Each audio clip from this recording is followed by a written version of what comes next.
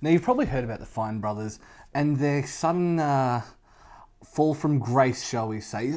Basically, what they decided to do was they were going to try and trademark the React word as a kind of a brand name for what they did. So they were going to basically say that if you made a React video or you use the name React inside of your thing, they owned the copyright to that. And then, they were kind enough to offer people the ability to allow themselves to make videos basically for them and then be allowed to use that copyright. So instead of us reacting, because, let's face it, from my point of view, it's just stupid, we figured we'd interview an IP lawyer and see what he had to say about it and discuss basically what trademark is and what these guys seem to be trying to do.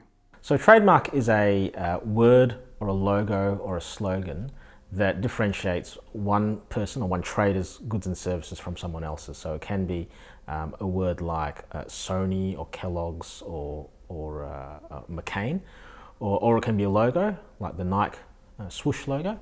And the purpose of a trademark is to differentiate goods and services of one person from their competitors.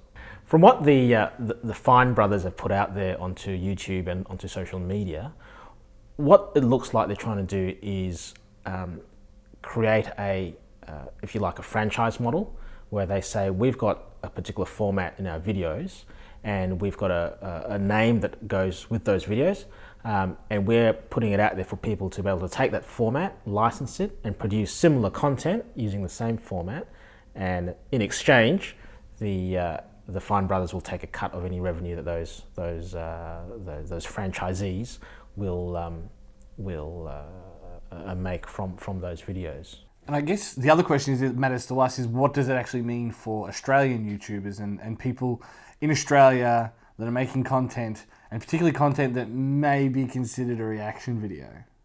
Well, in terms of trademarks, now trademarks are regulated on a country-by-country basis. So just because someone's got a trademark in the US doesn't mean they can tell someone in Australia not to use that trademark in Australia.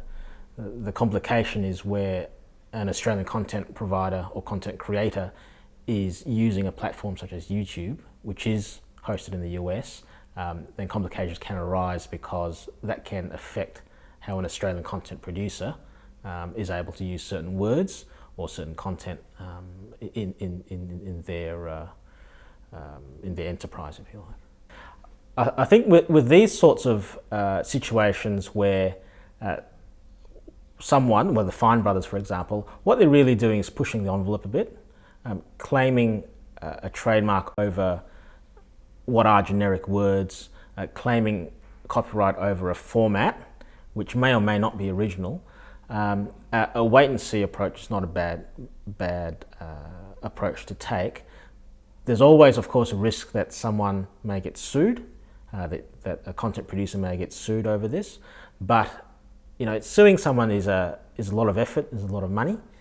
There are much easier and cheaper ways for a content owner to deal with alleged infringers, and I think it will become very clear as time goes on what the Fine brothers and anyone similar in their position are intending to do with these claimed copyright and trademarks. I think it will become very clear whether they are intending to go after anyone producing a reaction video, or whether they are indeed just looking at a licensing and a franchise model.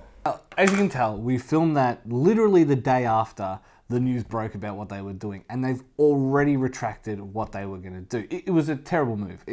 Sony tried to do it with Let's Play, and we all know the infamous story of how there was a guy who had the copyright for the word edge in video game titles, and so it took the might of EA to bring him down when they released Mirror's Edge, and they probably had a bigger legal team than everybody else.